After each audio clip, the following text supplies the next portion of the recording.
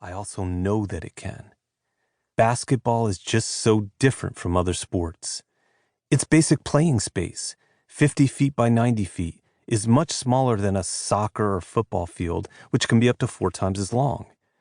Basketball players, like people in the world at large, must navigate shared space. In so doing, they must closely observe and successfully understand each other. With no equipment and playing basically in undergarments, they are exposed to one another, teammate to teammate, teammate to opponent, and participant to spectator, up close and clearly. And in basketball, all participants do all things. No one is prohibited from going to any particular place on the court or doing more or less than anyone else. Not so in football, where player positions and functions are strictly defined, specialized, and differentiated. Baseball is ultra-positional, particularly when it comes to the pitcher. Even in soccer or hockey, where the principles of movement somewhat approximate basketball, defensive players typically don't spend much time in the offensive area, and the uniquely positioned goalie has radically different powers than the other players. In basketball, players switch between offense and defense in an instant. There's no separate unit to do one or the other. In life, as in basketball, we often must change our position fluidly and without warning to meet changing circumstances. In other large field and court sports, it's possible that over the course of the game, certain players may never even come near one another. That's not possible in basketball. In basketball, everyone on the court is intimately, in a relational and spatial sense, tied to everyone else.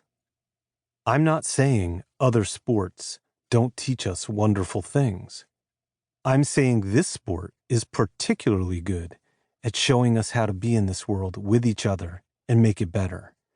I'm making an objective observation. The game is more human in size, interaction, structure, and participatory experience. As a result, applying basketball as a worldview would be a lot more apt to solving the problems of humanity. In 2019, I finally got the opportunity to test the idea of basketball as a philosophy with a course I began teaching at New York University called How Basketball Can Save the World. The genesis of the class took the form of a question. Isn't it time to look to new systems of thinking, leadership, problem-solving, efficiency, fairness, and equality? For thousands of years, the world has been led by the same kinds of leaders: monarchs, generals, clergy, politicians, economists, lawyers, and captains of industry. Those leaders and thinkers created societal practices and schools of thought, isms, like capitalism, socialism, communism, nationalism, isolationism, utilitarianism, theism, and so on, to manage and make sense of the world. Century after century, they based their policies and plans on these great isms, believing they made the world more just, more efficient, more productive, more meaningful.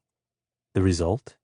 After millennia of the same kinds of leaders continuing to employ the same kinds of thinking, is a world more broken, more confused, and more conflicted than ever.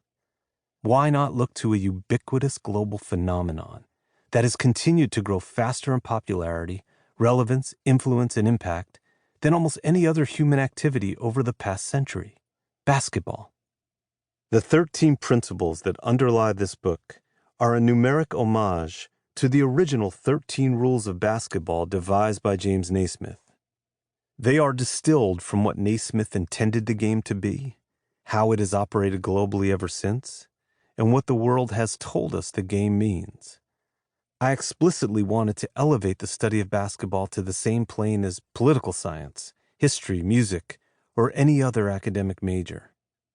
In the years since the class began, I have been honored to host a revolving congregation of Naismith Basketball Hall of Famers, award-winning filmmakers, Pulitzer Prize-winning journalists, best-selling authors, global tastemakers, peacemakers, playground legends, anthropologists, sneaker mavens, league commissioners, artists, photographers, urban planners, entrepreneurs, leaders of indigenous peoples, and even a former star player turned globally acclaimed mezzo-soprano. The very first class met on the court at Nike's New York City headquarters. Every student